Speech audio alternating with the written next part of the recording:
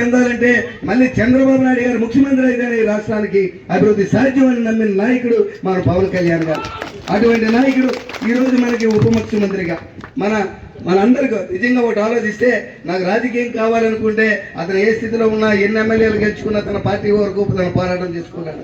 కానీ నాకు రాజకీయం కన్నా ప్రజల సంక్షేమం, ఆంధ్రప్రదేశ్ అభివృద్ధి నాకు ముఖ్యం అనుకుని తన జీవితాన్ని త్యాగం చేసి ఈరోజు ఎన్డీఏ కూటమిలో భాగంగా తను కూడా ఆంధ్రప్రదేశ్కి నేను ఒక సమితిని అన్నట్టు తను కూడా ఏమీ చేయలేని నిస్సహాయ స్థితిలో ఉన్నప్పుడు పవన్ కళ్యాణ్ గారు నేనున్నాను ముందుకు రండి అని ముందుకు మనందరినీ ముందుకు నడిపించి మనందరిలో మనకి ఉత్సాహపరిచి మనందరినీ ముందుకు తీసుకెళ్లిన నాయకుడు పవన్ కళ్యాణ్ గారు.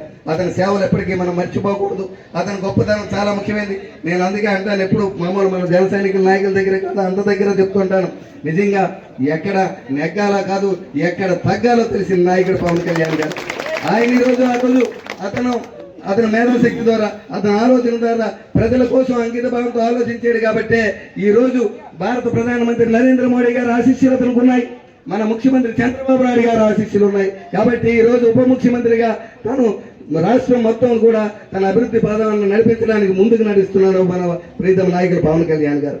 ఈరోజు మహాత్మా గాంధీ కలలు కన్నటువంటి గ్రామ స్వరాజ్యం, స్వతంత్రం పూర్తయిన దగ్గర నుంచి గ్రామ స్వరాజ్యం స్థాపించాలి అని మహాత్మా గాంధీ కలలు కన్నా ఆ మహాత్మా గాంధీ కళను నిజం చేయడానికి మన కోసం ముందుకు వచ్చిన నాయకుడు పవన్ కళ్యాణ్ గారు అని చెప్పి మీ అందరికీ నేను తెలియజేస్తున్నాను.